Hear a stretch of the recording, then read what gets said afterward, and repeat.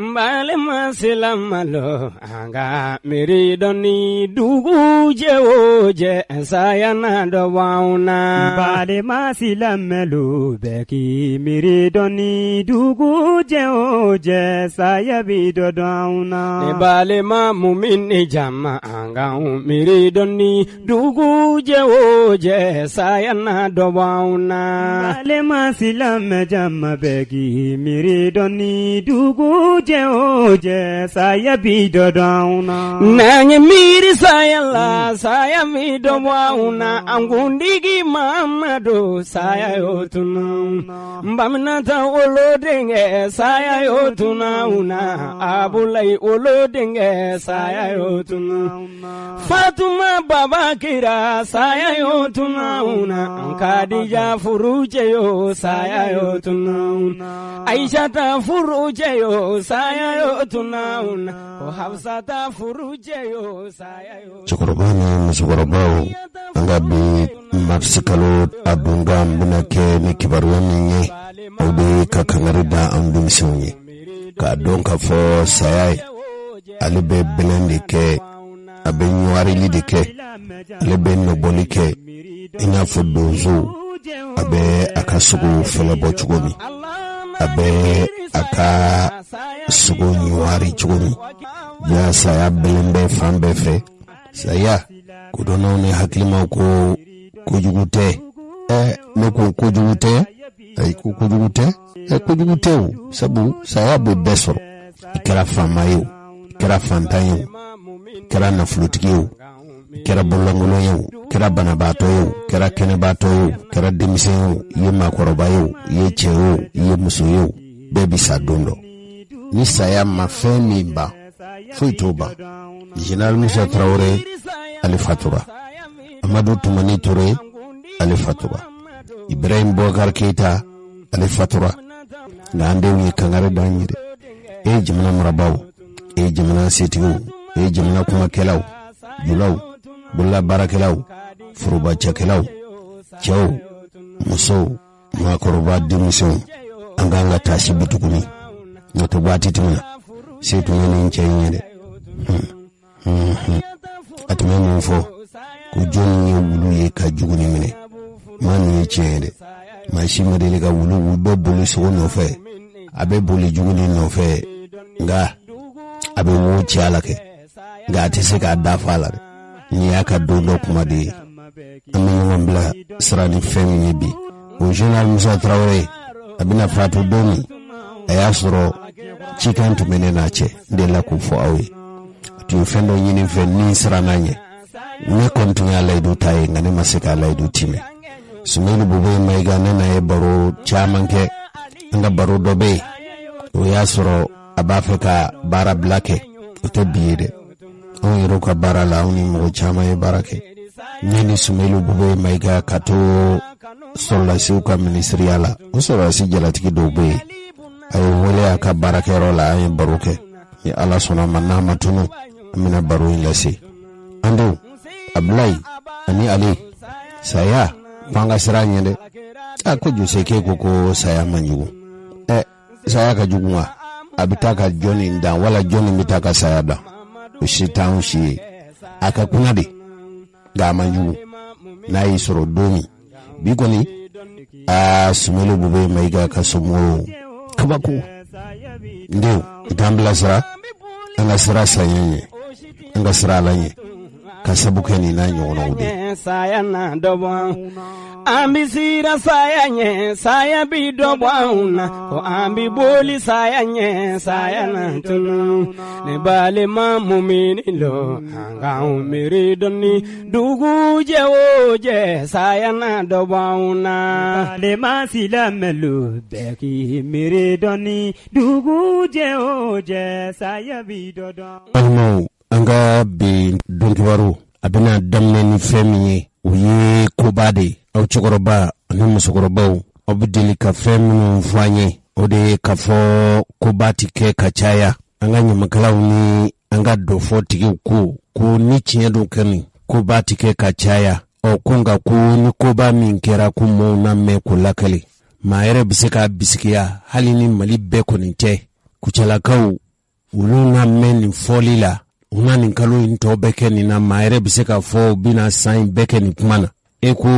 akera min yana hali min ye dimson ye ulu koni na ni fo ka fo yala ba do ka fo asimin kuita kabla tun sigira fangana domi amma deli ka tama minge jamana kono kwayo ka tama folo kwayo ke kuchala de nga taku min tumbe asimin kuita la uti wali nyumando ani barika dade kanyeshi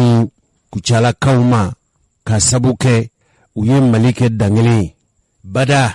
kori mizorla malife nyine akori nyoma deli ka soro malife ama nyona chaya madeli ka soro malife kana anga jamana ke jamana ye jamana mi ye farafin jamana bela jelenda farafin jamana ukachani jamana biduru ye o joro folo setigi jamana ube na fulubatigi ube fangatigi ube nga mali de ye farafina beda nkori chikali la nyine oni mali sera koke o make maore tlela o kera asimu koita de tlela asimu koita ko kwabita barikada ani bunye maseginge mali kori chikala uye sibiri sogoma dafe asimu pangulun jigin sumi no be kati wala pangulun ta sumi mbe kati no ye anga jamana kelechew no sorla siuye anga sana kelechew uka pangulun jigiro ani pangulun tayoro mi mbe kati asimu sogoma da jona fe asimu ye pangulun de tai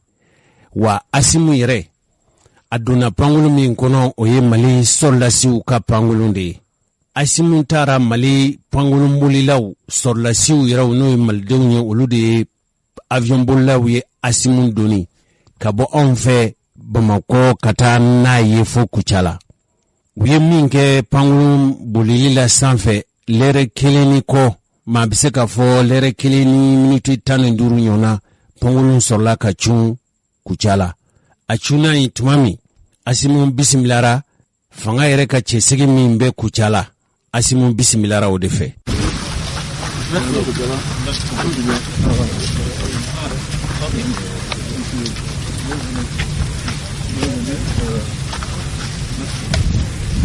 asimu bisimila toy asimu koita bisimilari min kera colonel Sisefe ale fanga ka chesigi abe fomi ma gouverneur kuchala bisimilarani bugutigi dimisen dowe ulu koni flendama o flengoni la dado ni dunamba nana jigi dugu kono abe bisimila chogomi uya bisimila bisimilara onfe mali konaya ni anga jamana kontigi be bisimila yoro fen folo ni na be bisimila noyi o jamana yere jonjonde. Tous les drapeaux nationaux retentit l'hymne national.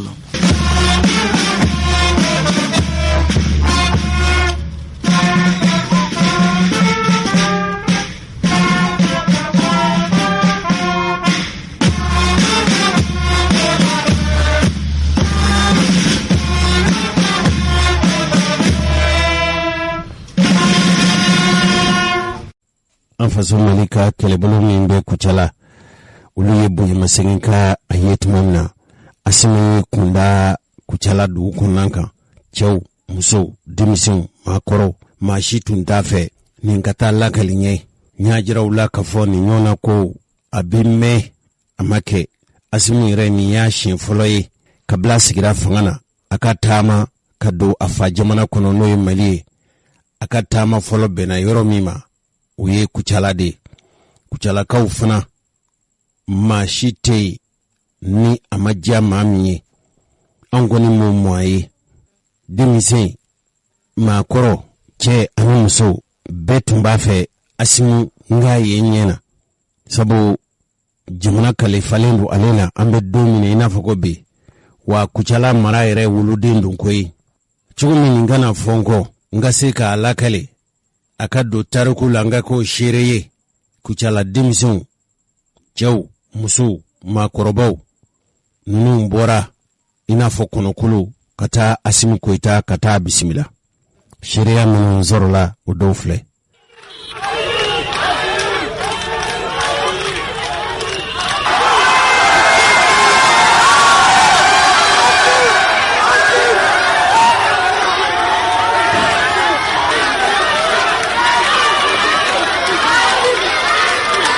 jamala hauta boy ama foyi kofo fu kuchalakaw u ka yira asimuna diɲɛ k'a ye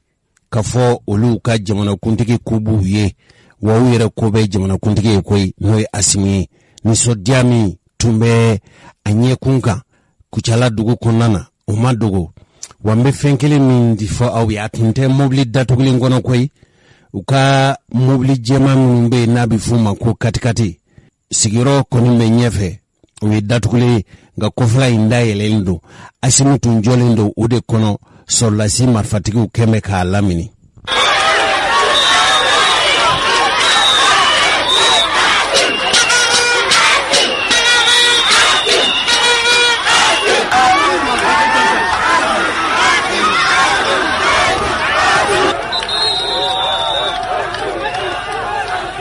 cɛkɔrɔba ni musokɔrɔbaw hali n'a y'a sɔrɔ gɛlɛya bɛ faso kɔnɔ kɛ hali n'a y'a sɔrɔ jamana datugulen don wa sigiɲɔgɔn jamanaw fɛ hali n'a y'a sɔrɔ k'a fɔ balo sɔngɔ ka gɛlɛ hali n'a y'a sɔrɔ k'a fɔ lakana sabatilen tɛ Mali fan bɛɛ fɛ kɛrɛnkɛrɛnnenya min ye Kucala yɛrɛ ani Sikaso mara ye nin bɛɛ lajɛlen si ma to jama ka bɔ i n'a fɔ kɔnɔkolo maa si tɛ n'o tun b'a fɛ nin ko in ka lakali ye bɛɛ tun b'a fɛ n k'a ye ɲɛ na n k'a mɛn n tulo la a ka kɛ ɲɛna n k'a kɛ a lakalibaa ye.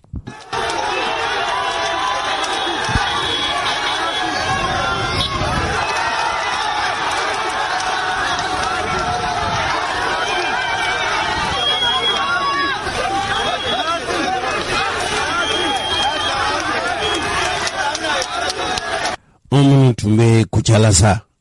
anw tun bɛ Kucala ntolaci kɛnɛ kan Asimu donna yen waati min kabako a y'a sɔrɔ sigiyɔrɔw banna jɔyɔrɔ yɛrɛ banna koyi ntolaci kɛnɛ in a seleke 4 bɛɛ lajɛlen tun falen don sigiyɔrɔ tun tɛ yen sigiyɔrɔ bannen kɔfɛ mɔgɔw y'u jɔ ka fan bɛɛ lajɛlen lamini Asimu donna waati min a ma taa i sigiyɔrɔ la koyi ntolaci kɛnɛ in fan 4 bɛɛ lajɛlen a taamana de a nana tɛmɛ ne yɛrɛ kɛrɛfɛ a tɛmɛna ne ni mɔgɔ tun tɛ ne n'a cɛ n'i y'a janya lajɛ a tɛ tɛmɛ mètre 1 kan awɔ jama min tun b'a nɔfɛ o y'an ka jamana sɔrɔlasi ŋanaw ye an b'a fɔ an ka sɔrɔlasi kɛlɛ minnu ma ko nasiwulu cɛkɔrɔba ni musokɔrɔbaw u melekelen i ko cɛbilenkɛ kɛlɛ marifa b'u bolo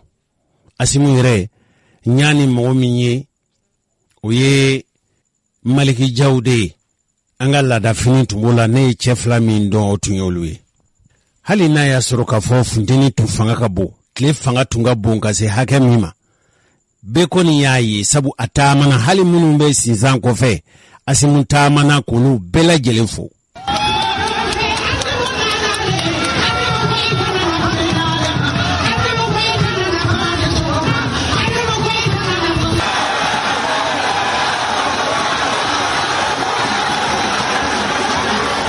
lajɛ ka ni jamaba in lajɛ Asimu ka taama hali mɔgɔ minnu jɔlen don sinsan kɔfɛ Asimu taara nin bɛɛ lajɛlen lajɛ marisi kalo tile 19 san 2022 minnu bɛ ɲinini kɛ a y'a sɛbɛn aw k'a bila Kucalakaw ye maabɔ bi k'a fɔ ko ni maa bɛɛ bɛ se ka sɔrɔ ka Mali mɔgɔ tɔw fara o kan ka Kitakaw fara o kan ka Bugunikaw fara o kan ka Sikaso fara kan ka Fana fara kan ka Kulukoro fara kan ka San fara kan ka Yoroso fara kan ka Segu fara kan Mali mara bɛɛ fɛn fɛn bɛ kɔɔri sɛnɛ a bɛɛ ka ciden bɛ Kucala yan bi ka na jamanakuntigi kunbɛn ni ne Mali ye an danbɛ an ka seko n'an ka dɔnko an ye jamanatigiw bila ɲɛfɛ an y'an ka dugutigiw bila ɲɛfɛ an y'an ka dalaratigiw bila ɲɛfɛ an nana don décentralisation kɔnɔ an y'an ka maires sigi olu bɛ baara la ɲɔgɔn fɛ ni hakili ye jamana ɲɛmɔgɔ bɛ baara la walasa ka se ka jamana bɔ dingɛ kɔnɔ an bɛ dugawu kɛ jamana ka bɔ dingɛ kɔnɔ ka basigi kɛ yiriwa b'o sira la kɔri de y'o kalaminɛ dɔ ye an b'an ka force de défense et de sécurité fo u bɛ baara min na sisan bɛɛ b'a dɔn u ni ce u ni baraji merci aux forces de défense et de sécurité du Mali bravo.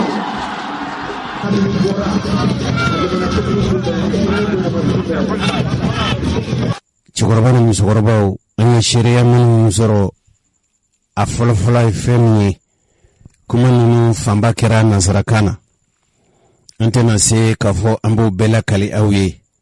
nka bisimilali min kɛra dugutigiw ka ciden fɛ olu ye min fɔ jamanakuntigi o filɛ nin ye. Jamanakuntigi n bɛ foli k'i ye i n'i nɔla bɛɛ, maa o maa tuguni i kɔ ka na n b'i fo i jɔyɔrɔ la. Kuma min bɛ ne da dugutigiw bɛɛ la dɔgɔnin filɛ, Kucala mara dugutigiw bɛɛ la dɔgɔnin filɛ, u ko n kana foli k'i ye ka bonyamasegin k'i ye ka kɛɲɛ ni i ye min kɛ jamana cikɛlaw ye. Kɔɔri sɛnɛ Kucala t'a ma dunan ye, nka depuis don min na i y'a fɔ ko Mali b'i kɔfɛ kɔɔri sɛnɛ na, k'i b'a fɛ Mali ka jɔ sen sɔrɔ ka kɛ premier ye, i y'a dabali min tigɛ a diyara Mali cikɛla bɛɛ ye. Dabali fɔlɔ o ye ka sɔngɔ don kɔɔri la min sɔngɔ ma deli ka sigi kɔɔri la, o kɛra. Dabali filanan, kɔɔri sɛnɛ tɛ taa nɔgɔ sɔrɔli kɔ ka nɔgɔ sɔngɔ to 2,200 la, o kɛra. O kɔfɛ ka faso den ta k'o bila ɲɛmaya la k'a k'a sinfonya place min bɛ Mali bolo n'o an tora kɔfɛ k'o place d'a ma ka an ka baden sigi n'o ye Nanko Danbɛlɛ ye k'o baara kɛ k'i y'o kɛ. Salon jamana ma dɔwɛrɛ sɔrɔ tɔni 160 an b'o dafa yɛrɛ an tun bɛ kɔlɔn de kɔnɔ, nka bi an bɛ taa tɔni 700 ni kɔ la, o kɔrɔ an bɛ sebe sanfɛ. Kucala dugutigiw ko, Miɲankala dugutigiw ko, Mali kɔɔrisɛnɛ dugutigiw ko k'u dar'i la bi dɔ farala danaya kan. Mun kosɔn août tɛmɛnen, mois d'août tɛmɛnen, premier ministre ko ale ka première sortie k'a nana Kucala. O y'a sɔrɔ an ye danni min kɛ a ka ca tari 700 ye. Dugutigiw ko k'an b'i ci ka taa fɔ jamanakuntigi ye k'a fɔ ɲinan an bɛna kɔɔri sɔrɔ an ma sigi ni kɔɔri min sɔrɔli ye, wa an b'a ɲini a fɛ n'o kɔɔri sɔrɔla an ka jɛ ka na fêti kɛ Kucala. Dugutigiw ko weleli ci don, ala mina fana ye ci dɔ ye dɛ, i bɛ mɔgɔ dɔ wele ɲɛmɔgɔ la a tina, surtout jamana bɛ cogo min na, i y'o bɛɛ ye ka wuli ka taama ka na dugutigiw ka bonyamasegin kɛ. Dugutigiw ko wallahi ko ala k'i sara. Bi an kun y'an ka fugula fa ka sababu kɛ jamana taabolo ye, ka sababu kɛ i yɛrɛ taabolo ye. Dutigi bɛɛ kunkɔrɔtara i ka du kɔnɔ, jamanaden bɛɛ kunkɔrɔtara i ka jamana kɔnɔ, wa farafinden bɛɛ kunkɔrɔtara farafin. Ko k'i fo la k'i waliɲuman dɔn, n tɛna kuma janya parce que u ma kuma jan don da. U ko dɔrɔn n k'a f'i ye n'i ye kɔɔri dɛmɛ i ye Mali bɛɛ de dɛmɛ, i tɛ se ka mɔgɔ hakɛ fɔ parce que n'i ye kɔɔri dɛmɛ i b'a ye nandaga kɔnɔ, o kɔrɔ o ye bɛɛ ye, o tɛ mɔgɔ kelen ye. N'i ye cikɛlaw dɛmɛ i ye jamana tuloma dɛmɛ, wa i jija o la. N'i jijara o la dugutigiw ko foyi tɛ yen bilen, ɲɛ t'a kɔ, ɲɛ t'a de bɛ yen. Sɛnɛ de bɛ taa ni jamana in ye ɲɛfɛ. Jamana o jamana i se ka taa ɲɛ abada n'i ma sɛnɛ dɛmɛ, wa e y'a baara min kɛ u bɛ dugawu k'i ye sijan ani kɛnɛya ko ala k'a d'i ma. I ka gouvernement sijan ani kɛnɛya ko ala k'a di i ka gouvernement ma. U ko mun ye nzamɔ ja ma pi nzamɔ, o kɔrɔ i ye cɛfarinden ye, i yɛrɛ kɛra cɛfarin ye. O kɔrɔ ye k'a fɔ n bɔra la ani n kɛra la kelen tɛ dɛ, mais a fila bɛ ɲɔgɔn sɔrɔ i la. Ko foli d'i ma. Claire mu tɛgɛ, Claire mu tiɲɛngo, Claire mu tɛgɛ, Claire fɛn o fɛn bɛ ci tɛgɛ. Voilà, ko ka kɔrɔfɔ daɲa nafolo ka filaw na. Goita fan fo. Dugutigiw ka dantigɛlikɛla u tilala kuma na tuma min, cikɛlaw n'o ye kɔɔri cikɛlaw, Mali fantan naani kɔɔri cikɛlaw, olu fana ye u ka ciden min tun bɛ yen, o ye min lase o filɛ nin ye. Jamanakuntigi an b'i fo, ani maa o maa bɛ kɔ ka bɔ Bamakɔ ka na Kucala ya bi, k'o bɛɛ aw danga se Kucala ya. Cikan bɛ an bolo k'a fɔ ye bi jamanakuntigi, Mali kɔɔrisɛnɛnaw bɛɛ tɔgɔ la, foli kɛrɛnkɛrɛnnen don k'a fɔ tuma min na kɔɔrisɛnɛ gɛlɛn n'a fɔ Kuyate y'a fɔ cogo min na, aw sɔnna ka sigiw bolo da an ye kɔɔrisɛnɛnaw tɔgɔ la. Sigi ninnu taara wolo min na, kɔɔrisɛnɛnaw ye fɛn min laɲini kɛ aw fɛ k'a fɔ aw ka mandataire judiciaire sigi an tana ka se ka kɔɔrisɛnɛ nati. Jamanakuntigi an hakili la aw y'o sira ta ka mandataire di an ma min bɛ kɔɔri sɛnɛ o labɛn kɛ o de taara wolo jumɛn min na Mali bɛ bɔra o kalama, diɲɛ bɛ bɔra o kalama, ko k'a fo k'a waleɲuman dɔn o la. Jamanakuntigi foli filanan ye min ye, e ye maa min di kɔɔri sɛnɛw ma n'o ye an ka PDG ye, a ye kɔɔri sɛnɛw bɛɛ kala ɲɔgɔn na k'an fɔ k'an don ɲɔgɔn na, a ye kɔɔri sɛnɛ Mali ka jɔyɔrɔ fɔlɔ sɔrɔ. An hakili la bi a bɛ fɔ ko Mali kɛra premier kɔɔri la, an bɛ PDG fo kɛnɛ kan. Jamanakuntigi laɲini dɔ ye, laɲini fila ye. Laɲini fɔlɔ ye jumɛn ye? Monétaire min n'i y'a d'a ma o ye kalo 6 de d'a ma, yɔrɔ in ɲaaminen don. An b'a ɲini fɛ u ka temps dɔ d'a ma min b'a to a bɛ se k'an kɔɔri sɛnɛ ka yɔrɔ tɔw furan yanni san wɛrɛ cɛ an ka se ka taa tɔni 800 la. Jamanakuntigi an ka laɲini filanan ye jumɛn ye? A fɔra Mali kɛra premier, hakili to Mali kɔɔri sɔngɔko la ani kɛfɛnw. N'an ye fɛn fɛn kɛ ni nɔgɔ sɔngɔ ma jigin cikɛlaw tɛ wasa dɛ. N'i y'a mɛn an bɛ se ka kɔɔri sɛnɛ ka aw bɔ nɔgɔ la ka Mali bɛɛ kunkɔrɔta fo engrais sɔngɔ ka jigin, i bɛ hakili to o yɔrɔ la ani kɔɔri sɔngɔko. Jamanakuntigi foli tɛmɛtɛmɛ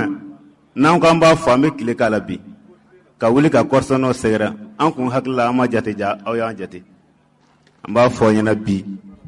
an sewalen don, an kɔntannen don. Fɛn fɛn n'a bɛ Mali kun kan, jugu fɛn fɛn bɛ n'a bɛna don an ka Mali la, Ala fanga ka bon ni jugu fanga ye, Ala ka don an na jugu cɛ. An kɔntanlen sokɛ dir'i ma dugu kɔnɔ, an ye sari labɛn k'a d'i ma i ka taa bila i ka bureau kɔnɔ i ka t'o lajɛ walasa i kana ɲinɛ an cikɛlaw kɔ pepewu. Ala sago jama sago, a sari bɛ yan. Kucala dugutigiw, kabila ɲɛmɔgɔw, laada ɲɛmɔgɔw, olu ka bisimilali kɔfɛ Asimu Koyita a yɛrɛ ye kuma ta. Cɛkɔrɔba ni musokɔrɔbaw, n'a tun fɔra k'a fɔ Asimu ka kuma man ca, dɔw yɛrɛ ko Asimu yɛrɛ tɛ se kuma na, kuma kɔni ma nɔgɔ a ma. Kɛlɛmasa, kɛlɛcɛ ka kuma man ca koyi, ayi. N'an tɛ bile yɛrɛ la koyi, masakɛ tɛ kuma o. Masakɛ ka kuma man ca dɛ, hali n'a bɛ kuma. Masakɛ ka ɲamakala, cɛkɔrɔba aw b'o dɔn ka sagone kan, o de bɛna gɛrɛ a la. A bɛ cikan fɔ ye bɛɛ t'o mɛn dɛ. Ni a tilala kuma na tuma min, a ka ɲamakala o bɛ wuli. N'o wulila, masakɛ ye min fɔ, ɲɛmɔgɔ ye min fɔ, o bɛ sɔrɔ k'o dantigɛ. Nka nin don Asimu yɛrɛ kuma na, a ye min fɔ o filɛ nin ye.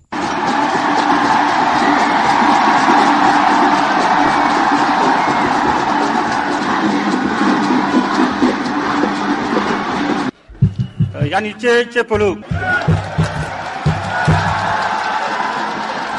Yani cɛ polo.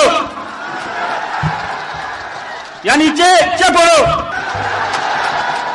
An bɛ barika da Ala ye, Ala min bi doyira an bɛɛ la. Ka foli bila dugutigi fɛn fɛn sira kɛnɛ kan yan, mun ma se kɛnɛ kan, ka foli bila u bɛɛ la. Ka foli bila an ka diinɛ ɲɛmɔgɔw la. Ka foli bila an ka laadalamɔgɔw la. An bɛ foli bila an ka dugutigi bɛɛ la. Ka foli bila an ka diinɛ ɲɛmɔgɔw la. Ka foli bila an ka dalalamɔgɔw bɛɛ la. Ka foli bila gouverneur n'a ka administration bɛɛ la. Ka foli bila cɛ ni muso, denmisɛnnin ni mɔgɔkɔrɔba, fɛn fɛn se sera ka foli bila bɛɛ la.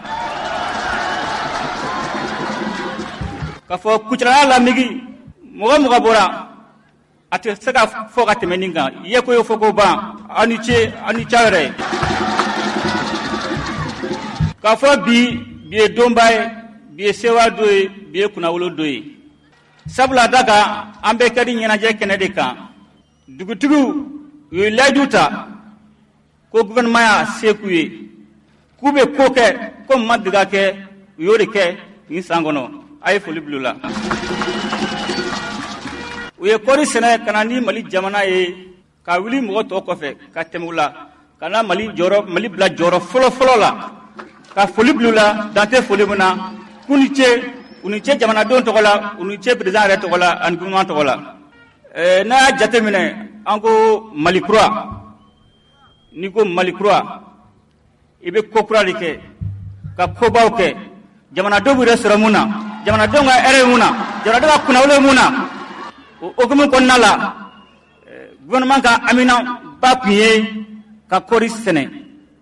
Komi bɛɛ b'a dɔn gɛlɛya tun b'a kɔnɔ a fɔra an ɲɛna ko kɔɔrisɛnɛlaw ko nin so man di sabula da kan ko wari taga sɔrɔ kɔɔri la ko nin so man di sabula da kan nɔgɔ ko u ka gɛlɛn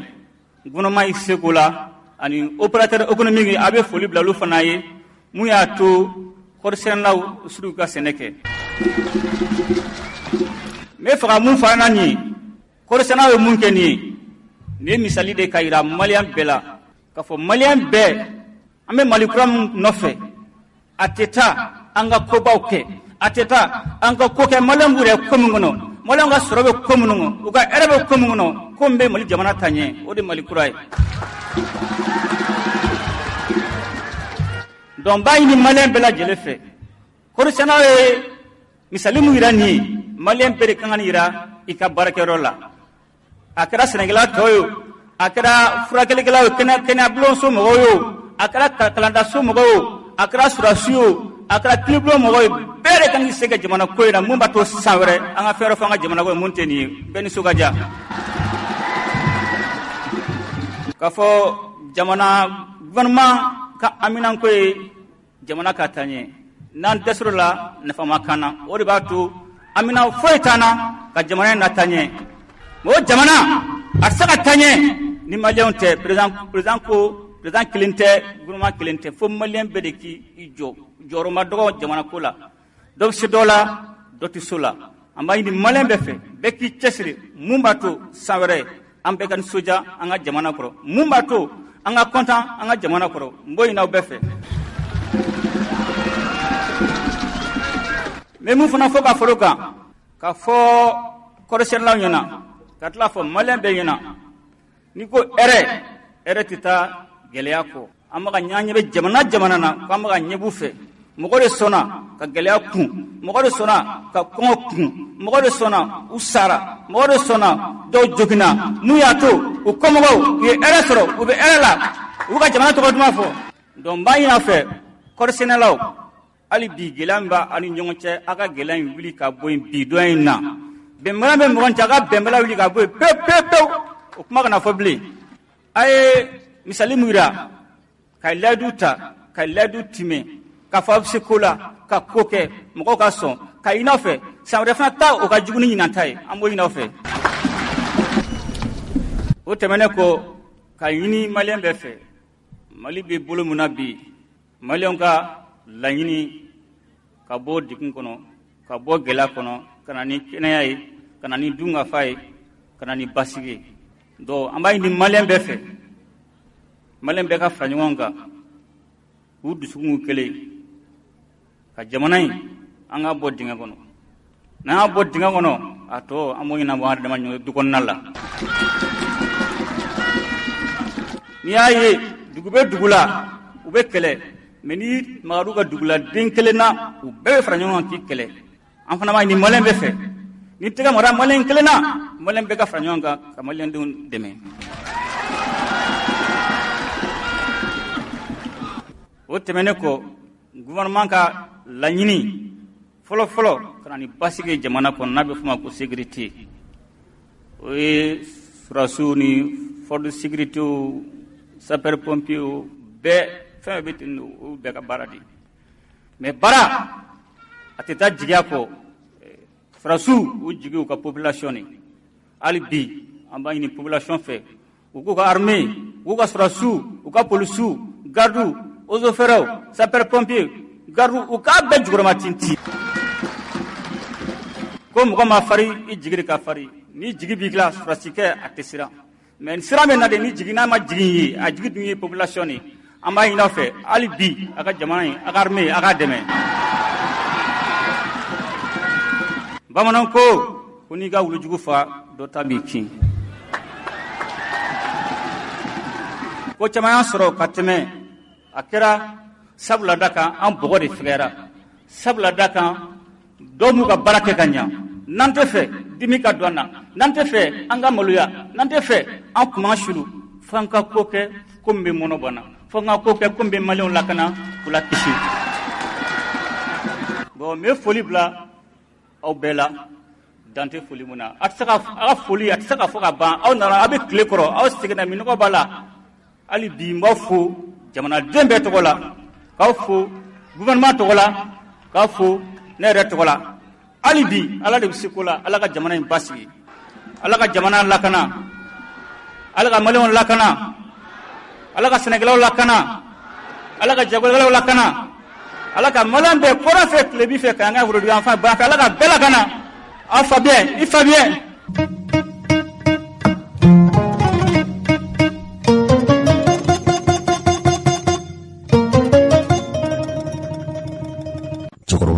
Cokorobaw i b'a sɔrɔ aw bɔra nin kibaruya in kalama n'o de nazaraw ka laseli bondaso 2 bɛ n'o ye France 24 ni ko sisan France 24 ne ma da la k'a fɔ aw ka lamɛnni bi se o ma ka sabu kɛ nin ye Faransi marabaw ka jafilɛ bondaso ye nka Mali politikimɔgɔw a ka dɔgɔ maa min t'a kanu i ka wele ninnu fɛ nin jafilɛ bondaso in a kɛra i n'a fɔ anw ka jamana kunkanko a jugumanw fara a ɲumanw ka ɲumanw kɔni man ca nka jugumanw fɔli o ka di u da kosɛbɛ rajoso dɔ bɛ o bɛ kuma i n'a fɔ an yɛrɛ bɛ kuma cogo min a bɛ fɔ o ma ko RFI n'o ye radio France Internationale fo ninnu laban bɛna bamanankan fɔ wa bamanankan yɛrɛ u bɛ fɔ an ka jamanadenw fɛ ani nkokan in bɛ fɔ yɔrɔ o yɔrɔ mandenkan in bɛ fɔ yɔrɔ o yɔrɔ Laginɛ Mali Côte d'Ivoire Burkina Sénégal an ka kan ɲi n'o ye foroba kan ɲi u bɛ fɔ jamana o jamana kan u ka lasirikɛlaw bɛ bɔ nin yɔrɔ bɛɛ lajɛlen na o radio so datugura a n'o télévision so datugura a mankutu n'a kibaruyaw fanga bonyana kosɛbɛ nka ka kɔn dɔgɔ furancɛ kelen ka kɔn anw ta in ye o Faransi kelen ni o nazara jamana kelenw olu ye jafilɛ bondaso 2 datugu k'o ye risiw mankutu kɛlaw ye ko jafilɛ bondaso ma ko Sputnik n'a kɛra fili ye an ka to kan fɔ ma fanga man bon ani Russia Today u y'olu jalaki k'olu ye mankutukɛbaa ye Rusi ka mankutukɛbaa ye komi Europe jamanaw ni Rusi jamanaw bɛ kɛlɛ la ka sabu kɛ dugu dɔ ye n'o ye Ukraine jamana ye Ukraine tun ye Rusi la jamana dɔ ye tuma min na a bɛ fɔ ma ko Fédération de Russie nka anw ye ɲɔgɔnna si min kɛ yan an ka jamana marabaw ye ɲɔgɔnna si min kɛ a kɛra i n'a fɔ daga wulila sɔngalama ye o furancɛ yɛrɛ kɔnɔ François Emmanuel Macron a kumana anw ka jamana kan kosɛbɛ ka mankutu ci kumaw fɔ anw ma bɛɛ dun y'a dɔn k'a fɔ Bamakɔ ni Paris u cɛ man di a bɛ waatinin bɔ bi u yɛrɛ ka jamana minisiri min sigilen don ka jamana ni jamana wɛrɛ cɛ ko ni ɲɛnabɔ n'o ye Jean-Yves Le Drian ye ale kɔni b'anw ka jamana marabaw cɔngɔ su kɔsa in na de a baga fara dɔɔni k'a sabu kɛ Choguel Kokala Mayiga kabini don min a taara diɲɛ lajɛ bunba n'o ye Nations Unies ko Faransi y'an janfa o kuma min fɔra Choguel fɛ fo ka se bi ma a kɛra i n'a fɔ Mali de sena botobi k'a di Faransi ma fɛn o fɛn b'a magoto tiɲɛ sa o bɛ ka kɛ Faransi fɛ u ka jafilɛ bondaso ye n'o ye France 24 ye ani u ka laseli bondaso n'o ye RFI ye hali u yɛrɛw ka kunnafoni ciri segi baarakɛ bondaso min bɛ yen n'o ye Agence Française de Presse ye baara wɛrɛ tɛ olu la ka Mali marabaw lagosi k'u mankutu tiɲɛ kpasa in na de ko an ka sɔrɔdasiw k'olu ye jamanadenw faaba ye Mopti jamana ani Nara mara la nin jalaki ninnu a tun bɛ se ka fitinɛ don an ka jamana kɔnɔ ka jamanadenw yɛrɛ dama kari ɲɔgɔn na kabilako kɛlɛ a ɲɔgɔnna si kɛra Rwanda ni radio so 2 ninnu nin jafilɛ bondaso ni radio so 2 ninnu de kɛra sabu ye ka Rwanda jamanadenw kari ɲɔgɔn na f'u ye ɲɔgɔn faga a kɛra su miliyɔn caman de ye nin bɛɛ ye dalu ye dalu min hali an minnu ye kunnafoni lasilaw ye an y'an ka kɔnɔguwankow fɔ koyi an ko tiɲɛ don an b'a faamu Mali marabaw ka hami ye fɛn min ye nka nin kunnafoni lase bondaso 2 balili k'a fɔ ko u tɛ kuma Mali kɔnɔ yan a ka kan ka anw laselikɛlaw a ka kan ka anw kalan kosɛbɛ k'a sabu kɛ dɔgɔfurancɛ kelen yanni anw ta yin ka kɛ Faransi yɛrɛ ani Europe jamana fana ye radio ni télévision a ye télévision 2 datugu Faransi yɛrɛ ani Europe dugu kɔnɔ k'olu jalaki k'olu ye mankutu Rusila mankutu la sabatiyalen ka l'Europe jamana ni Faransi jamana la gosi bɛn kɛra kan k'a fɔ France 24 fara RFI kan sigikun foyi t'o la farafinna yan kɛrɛnkɛrɛnyana min ye Mali ye fo ka Faransi ka hakɛ wɔ ni Faransi ka tɔnɔ matarafa. An kunnafoni lasilaw kɔni ni ko kunnafoni lase ko k'a dabila i mana fɔ sira o sira fɛ tuma dɔ la a bɛ anw ni siran nka a ka kan ka an waaju fana de o siratigɛ de la min ye kunnafoni lasilaw tɔgɔla so min bɛ yen n'o ye Maison de la Presse a ɲɛmɔgɔya kalifalen don min bolo bɛ yen n'o ye Banjugu Dante ye. An bɛ min fɔ jamana marabaaw ye k'a f'u ye n'i y'a ye kɛnyɛrɛ ye kunnafoni lasila minnu bɛ faso kɔnɔ ani faso taw n'i y'a ye dunanw bɛ na u bɛ tɔgɔ sɔrɔ u bɛ mankutu sɔrɔ an ka jamana marabaaw ni fiɲɛ kɔni cira kaban i b'a u bɛ girin ka da ninnu de kan bɛɛ b'a fɛ i tɔgɔ i ja ka bɔ wali ka kuma ka kɛ radio ani o jafile bondasow la k'a sɔrɔ bɛn kɛra kan k'a fɔ jamana o jamana firila nin kunnafoni lase bondasow u ka jɔyɔrɔ bonyana la kosɛbɛ. Ni kibaruya kɔni fɔra k'a bɛ fɔ jamana kɔnɔ kaban maa bɛ maana Mali kɔrɔ yan n'o ye dunan ye o dunan ninnu de bɛ bɔ ala an ka jamana marabaaw ka sokɔnɔna kibaruyaw kalama anw ye faso jɔkumaw mana fɔ lajɛw mana kɛ faso fɛ yanni anw ka bɔ a kalama fɔlɔ anw ka se ka ganzeli kɛ i b'a sɔrɔ dunanw arajoso minnu bɛ yen n'o ye nazaraw ka arajosow ye u ka télévision sow ye olu fɔlɔ de bɛ bɔ a kibaruyaw kalama a dun bɛ di an yɛrɛ ka jamana marabaaw de fɛ a ye siratigɛ de la sa anw yɛrɛ minnu ye kunnafoni lasilaw ye Mali kɔnɔ yan an ko an bɛ min fɔ jamana marabaaw ye n'i y'a ye jamana wɛrɛ kibaruya u bɛ u so sɔgɔ an ka jamana mara an ka jamana so sɔgɔ a sabu tɛ foyi ye an ka jamana marabaaw yɛrɛ de kɛra sabu juguw ye ka ninnu doni u bɛ siran u ɲɛ de sa wa wakila kolo de bɛ se ka jamana kibaruya ganse ka tɛmɛ anw kan wa yɛrɛmadiya minnu ni u b'o ɲini sabu Mali politikimaaw ani Mali kuntigiw ni bi tɛ olu tɛ fɛn wɛrɛ ɲini u yɛrɛw bɛ se ka majiya nazara jamanaw olu yi yɔrɔ cogo min k'a sɔrɔ bɛn kɛra kan ka fɔ ni basigibaliya bɛ kolokolo anw fɛ Mali kɔnɔ ni ye jamana o jamana firilen i b'a sɔrɔ nazaraw ka jafile bondasow n'u ka arajosow olu de bɛ fɔlɔ ka na an ka maa kalanni u tɛ fɛn wɛrɛ lajɛ u tɛ fɛn wɛrɛ lamɛn fo n'a kɛra l'Europe kunnafoni lase bondasow ye yala anw de nɔ don sa wa yala baara ɲɛdɔnbaliya don wa yala tubabu ɲɛsiranya don sa wa a mana kɛ cogo o cogo ko France 24 ani RFI olu ka laseli bɔjɔra Mali kɔnɔ ka sabu kɛ u ka walew ye kunnafoni lasilaw ka hakilinata ye fɛn min ye an ka fara ɲɔgɔn ka so n'o ye Maison de la Presse o ɲɛmɔgɔba n'o ye Banjugu Dante ye an k'ale lamɛn bani. Sɛbɛnfura min taara ka ɲɛsin teleso in ni arajoso in ma anw ye sɛbɛnfura in ye réseaux sociaux de sanfɛ n'i ye gafe réseaux sociaux sanfɛ i bi sɛgɛsɛgɛli kɛ k'a lajɛ n'a sɔrɔla sɛbɛn lakika don walima ni sɛbɛn bayɛlɛmanen don an ka sɛgɛsɛgɛliw kɔnɔ an ye sɛbɛn publielen yɔrɔ caman ministère ka site kan ani yɔrɔ caman wɛrɛw la sɛgɛsɛgɛli kɔnɔ an nana ye k'a fɔ effectivement sɛbɛn lankolon tɛ a bɔra jamana ɲɛmɔgɔw yɔrɔ ni nin ko sugu kɛra kuma Maison de la Presse jaabiya don an k'an fɛta fɔ a la jamana ɲɛmɔgɔw u bɛ yen walasa ka jamana lakana ani ka jamanaden lakana an hakili la min ka ɲi an ma min ka ɲi jamana ma olu de b'a dɔn u ka communiqué kɔnɔ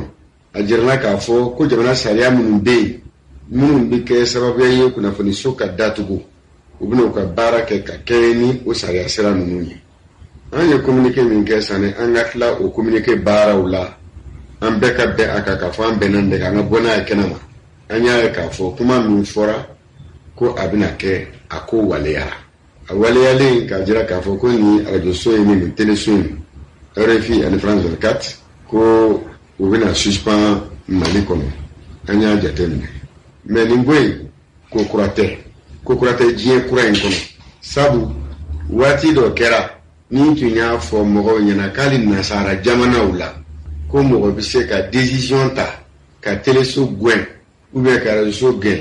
an b'a fɔ o bɛ kɛ dugu minnu na minnu ti bɛɛ fanga matarafa nka jamana minnu yɛrɛ bɛ yen ni olu yɛrɛ bi bɛɛ fanga ko yɛrɛ kɛlɛ kɛ n'o ye Union européenne ye olu bɔra ka mesure dɔ ta ka kɛ n'a ye ko kɛlɛ bi Ukraine fan fɛ ko teleso dɔw bɛ yen k'olu bi majamuni tara ka Russie sɛgɛrɛ bon ni y'o kɛ hali n'a sɔrɔla a ko kun bɛ mɔgɔ minnu kɔnɔ i bɛ sira dayɛlɛ olu fana ye sabu olu b'a fɔ aw y'a kɛ munna anw fana tɛ se k'a kɛ aw y'a fɔ ko aw filɛ ka baara min kɛ k'a b'a kɛla ko aw ka jamanadenw de kisi an dun fana fɛ a ka kunnafonidilaw b'a ka baara min kɛ an ka jamana kɔnɔ ani a b'a ka min reprocher nin dɔ ninnu na a baaraw man jan ɲɔgɔn na mais nin ye mɔgɔ jatigɛ ko ye sabu diɲɛ kura min n'an b'a kɔnɔna na n'a tun fɔra ko recul bɛ se ka na ye démocratie ni liberté d'expression kɔnɔ ka se nin niveau in ma o jamanaba ninnu yɛrɛ kɔnɔ a bɛ mɔgɔ kɔnɔ bɔ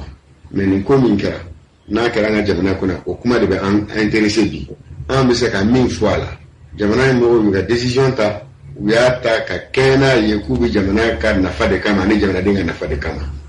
an bɛ se ka min fɔ a la k'a fɔ an y'a mɛn an y'a faamuya an kɔni bɛ min ɲini an ka journalistes bɛɛ lajɛlen fɛ u k'u ka baara kɛ tilennenya kɔnɔ k'a kɛ laadiriya kɔnɔ an bɛ min ɲini jamana ɲɛmɔgɔw fana fɛ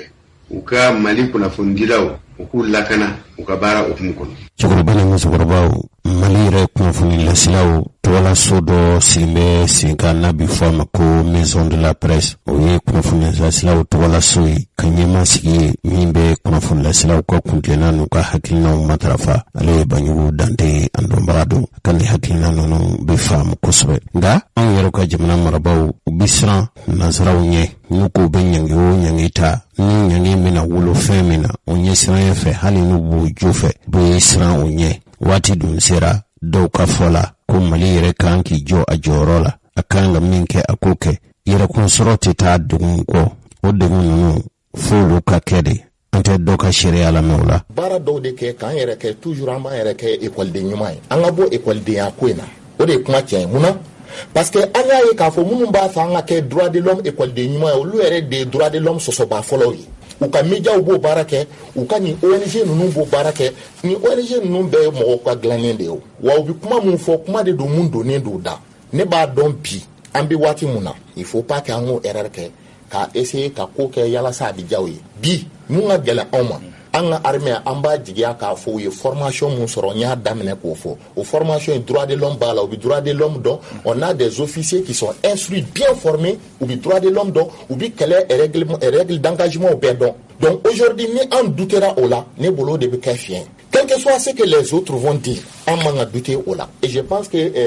c'est pour ça moi je suis pas d'accord avec Sissoko parce que le fait même de croire que peut-être nous ye ko dɔ kɛ an b'o suggérer moi je crois tout simplement que l'armée ye min kɛ o de kan ka kɛ n'a man ɲi don min n'a ye mun kɛ pour moi parce que olu de bɛ terrain kan ni an y'an to yan k'a fɔ ko non bon a bɛ se ka kɛ pratique dɔw bɛ yen n'o k'a b'u tɔgɔ la nɔgɔ c'est comme si on doute de leur professionnalisme moi je crois fermement aujourd'hui que nous avons une armée professionnelle Francis de y'a fɔ u y'u formé pendant 8 ans et que ils sont montés en puissance et je pense qu'on ne doit pas douter d'eux. D'abord ma fɔ n dɔgɔnin Sissoko ye d'abord ne ye san 12 ka j'analyse avec froideur avec responsabilité les documents Francis ye maaw fa yan an ka militaires ye n ka tɛ dɔn a ye maaw fa n ka tɛ dɔn activité la n ka tɛ dɔn a rapport bɔra au niveau des Nations Unies Francis yi ban k'ale ma mɔgɔ faga il était là en tant que journaliste je dis je ne doute pas pour moi l'armée que j'ai connue armée ni kɛra ka porte-parole durant 12 ans n b'a dɔn ka tɛmɛ au moins aw kan parce que au domaine kɔnɔ n ye expert de ye n ka to au domaine kɔnɔ qu'on me reconnaît ou qu'on ne reconnaît pas 10 ans ça veut dire que tu es expert là-dedans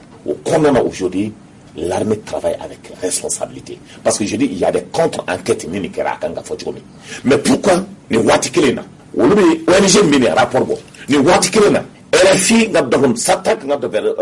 comment il s'appelle vers Mopti à l'armée nationale ni waati kelen na RFI s'attaque vers la Mauritanie contre l'armée malienne waati kelen na France 24 LCI s'attaque à l'armée malienne comment il faut expliquer Malien ou Yéchouti c'est ce qu'on appelle l'acharnement contre les forces armées de sécurité et ça Malien bɛɛ danbetigi hɔrɔn bɛɛ kan ka fara kan ka ta donc k'i ka armée de soutenir parce que n'i ye tulonkɛ kɛ o la ça veut dire k'a fɔ i bɛ connaissance de b'i la ko hakili de b'i la ko kodɔn de b'i la n'i hésité hali dɔɔni i bɛ woni min bila o bɛ don o de kɔnɔ ka taa. Cɛkɔrɔba ni musokɔrɔbaw an ye kunnafoni lasilaw maa welelenw minnu welela Afrikabl fɛ olu ye jaabi min di nka an tɛ an ka sɔrɔlasiw yɛrɛw ka ɲɛmɔgɔw lamɛn wa n'o Général Umar Jara ye ale ye kuma in fɔ nanzarakan na tuma min na diɲɛ kunnafoni lasilaw taara ɲininka kuma in kuntala man jan an bɛna a yɛlɛma bamanankan na u k'a faamu inchallah. Bon, et sans le discernement Nous savons que la réussite de nos opérations, c'est la protection des populations. Ante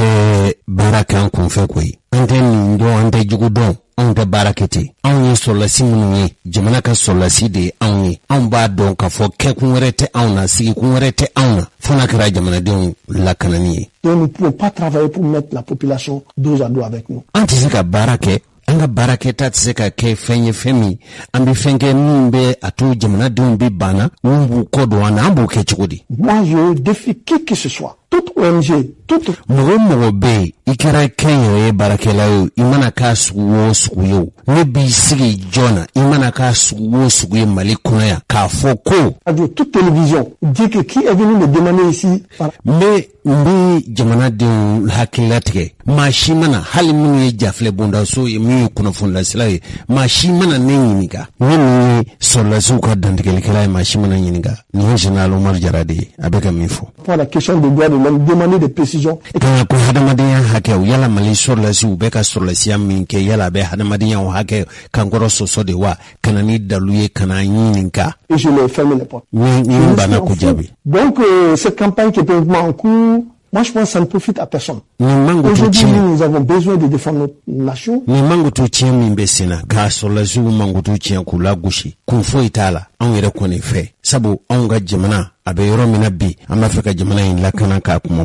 sortir le Mali de cette crise. Pour que les populations maliennes vivent en paix.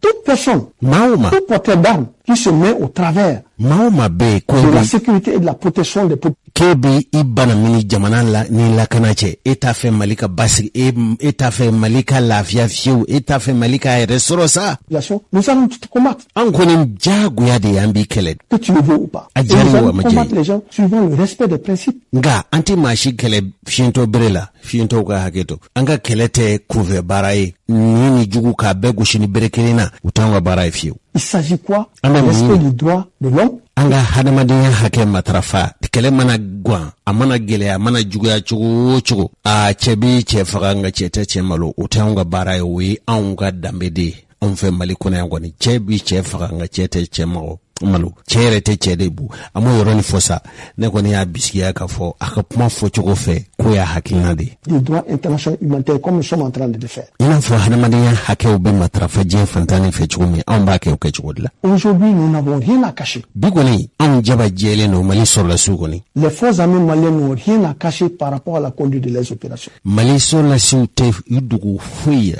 ou te dibila bara fuike Mali sur la sou be fon venke ou kan horayalendo wa bakeni jeliade. Et vous le voyez, chaque semaine nous faisons des communiqués hebdomadaires. Wa ba kalama ka fo dogo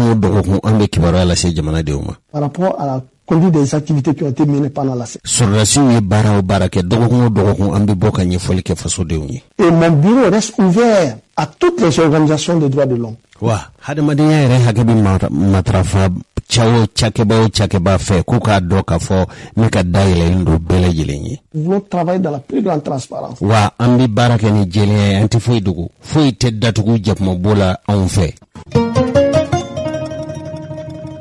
Chikorobani musukorobau yala shugoli reka manguya wala shugeli kapuma jumeya to nani minu ye Musa ka fangai dafiri ka Musa gwe laka hina chikorobala ka gwe ka bo fangana minu ya ge yala wulu yerew munde ya ke uni shugel tibende Magma Gabriel Konate aleni shugel tunye barosigi ke otebila kuede abe watinimbo ni mafili wa asura masigi fangana ayo kuma minfo au ko lamebani nungani ni kuma minfo ra shugel fe ani ubafo mu'minu mako demokrati nolu de beya dili ani beya kulukulu bawe utuna seka be fola fiu au ka kuma ina me ngani te bila maide filisa ba ya fola fola mu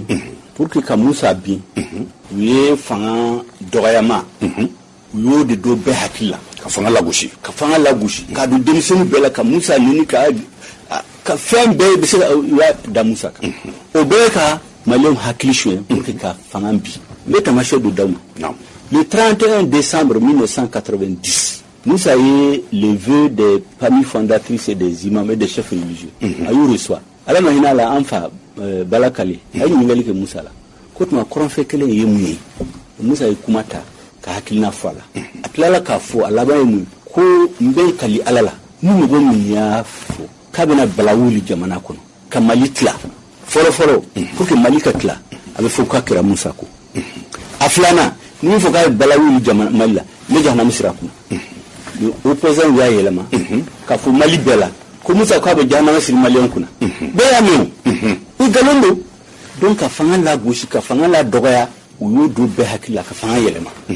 u error folo hali ni be fanga ni ko do be itake c'est pourquoi nya fo mo mo fita menda ka fu mara woro nana wulu nana ko ka ko yara tay ko kuma ambe wadu amo kuyere amo olu yarata mande olu yarata beladu olu yarata bamana olu yarata kene du olu yarata ambe ban yarata nambe ya yarata no abana maliko mabana lo kala maliko bana amanski olu ya to munu molango mo kulango ko kumbala akumfle nyado kamila wale fubi abi fodo mila kala de maninchi kala de manenjo angati nyati bi sini duwe na ubajo uitani ngabalisana ka tibi ni kala ala muineni ulu yerada ka ambeda sanu beke Otman, à la venue, elle n'y a pas de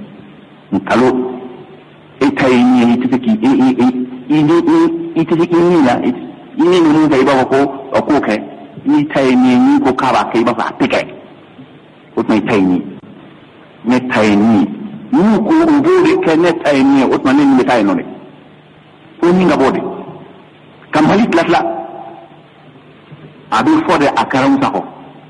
ni ma ngo ka be balawu wili malikono wallahi nyin kal alala baba alikum ta ambe jahannama siri ikuna akara didu ni wati wa asro shina Musa Traoré tumefona fanga blali yako fanga blali afe ay santanke kasula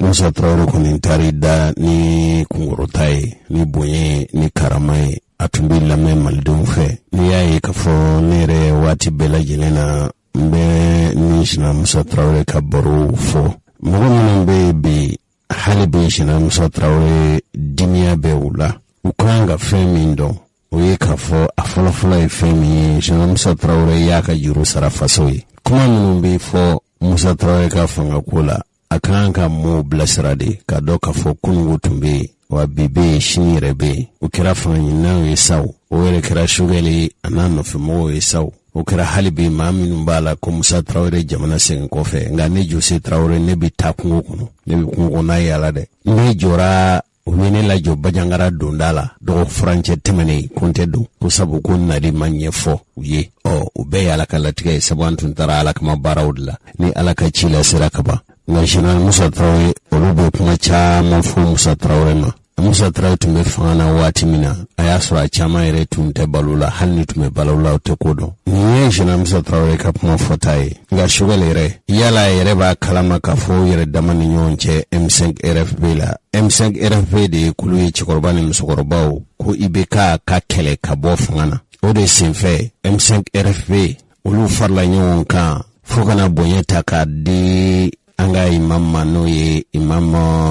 Mahmoud Dikoye boko chaman kalama mere ni imam ye baru chaman ke ola dona tanuna andabina sinima nga shogel funyongo mimbe wire damani nyonche M5 la sabu shogel kele bayi kulu flai foloi oye wire dama M5 RFP flana oye Musa Traoré sabana tuma dola oye magwanza wara oye akele bauka chako jugu nga shogalere uye barosiki doke ya imi fofle amboranga réunion la sisa réunion damine kabini 17h30 17h40 23h40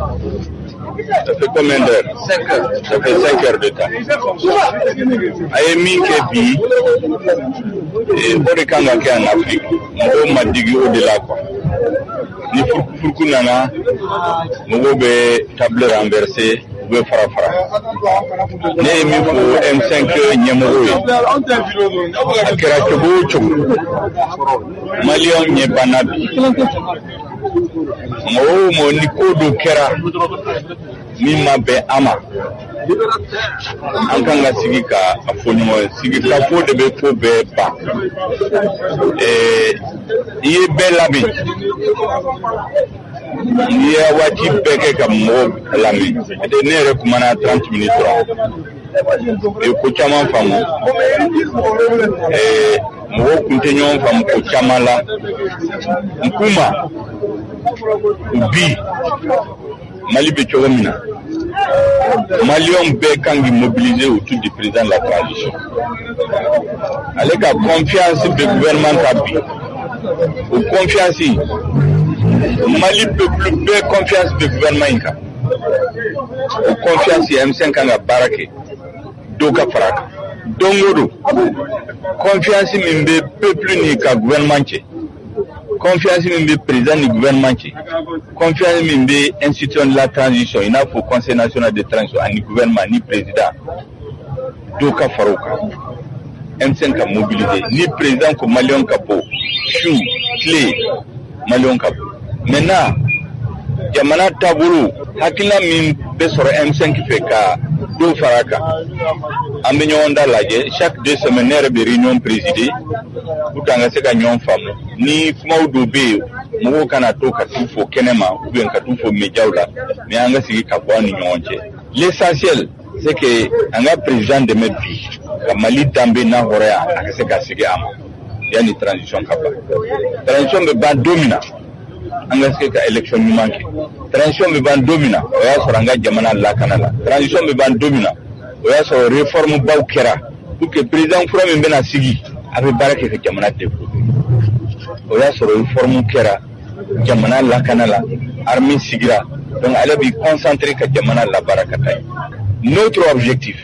c'est que ça soit la dernière intervention de l'armée, donc en la transition que élection contre il y a fouillé fana ani CEDEAO, je crois que mena nyon femme parce que si ça beika limite donc amiga l'union l'armée anga expert ou ka expert international ils sont près de 30 anga expert ils sont à peu près 5 be barala. Je crois que quand point de vue beka sur nous on a quoi. Donc na sera yoro dola peut-être ambita CEDEAO fait ka résultat présenté peut-être ambita nyon fam. Donc ayen la be amena embargo infana ankanga changer ka ke opportunité de au moins ici ça anga kori ambita na Mauritanie porka dobeta Conakry porka. Donc ambega nga fait diversifier pour que plus jamais nous kana sigi kenema ka foki bena Mali étranger ka Mali koréana tambe quoi mais Mali on ka do 10 millions de CEDEAO koro kanga bo CEDEAO Mali c'est ka bo CEDEAO rata parce que CEDEAO Mali dendi CEDEAO be sigi domina le Mali est membre fondateur et puis nawe jatimine kanga président be cabinet indépendance phobie président be bafu constitution be bafu au Mali ka hami folo ini ka africain ben ka Afrique ki jamana kile donc hali dimi dana o dimi se ka fo kamba amuti ka poseda o labi donc mo fana aya fo anga militant wi anga nyemo yo ka fam hami ba minu be président labi ka jamana latanye ne o be exposé ka fu anga ke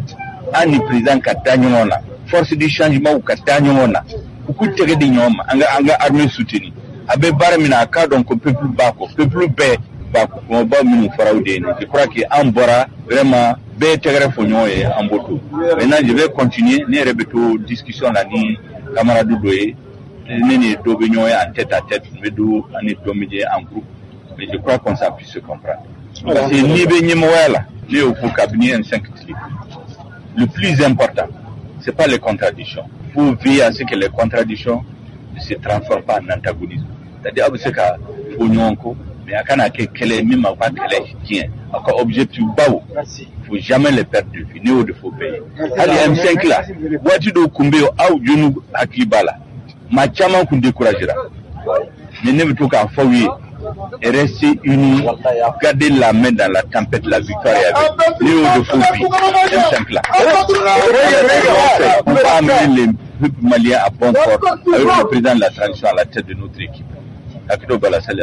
Chugurban Sugurabao, Ntuni Sugar Kukala, Maigaye, Amina Bitain, Fuyen Blairome, Oye, Nakunumasika, Ubela Soro, Gamomed Ali Bachi, Ale Mana M5 Dama, Union Che Gilaka, Aiming for a Tedo Franche Kilim Buffalo, not a sugar lake money for Ubinika do Franche Flabobi, Gamomed Ali Bachi, Angalifonalame.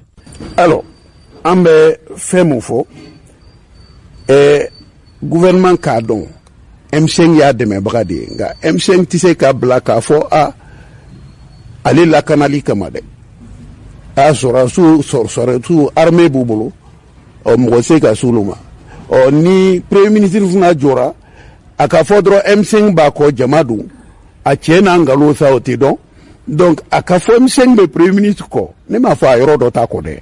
mais ne Bathily ninja nyogon anko amba deme antaka politique contrôle anté sorasu contrôle amba fait transition ka marché mais amba fait anjoro aka fo anga ke M5 kono o de an yoro ye ambe libi ale tise ka fla beta ka ansigile to kante kuma fanga fo mo ka famu do be bobi ube nenini beke parce que ni mgara premier ministre to la bidro awa do funa ala e do daw kama ulu funa ta ube sara de ku ka faneni ni baneni ka obo wari de funa mene nu ya ke wote problème ni sara la faneni ni baneni kama no ye e dambe ni tabulo e ba keke ni ya ke funa fa bibulo ba bibulo haluma neni e ibi daw ga romi ka wali faneni isona ko do funa se ka daw ga ki fani baneni mais ni fani ba mambo ibulo o tisirawo ibi daw ga ka dota ni ba fa nani nawe ne fani baneni problème te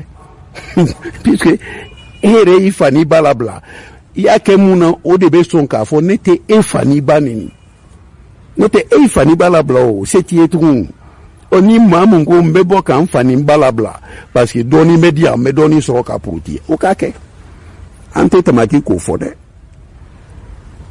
ala e be fona da kadaka ndo dila ima e wulu daka e wo yewa o ni mamu ibla yoro dola kibe wo mo la ibe wo ke ni fana ida kan ke wo chugo yae est-ce que bi banka wo ambe bokuma kono ni ni roy parce que gouvernement aka barake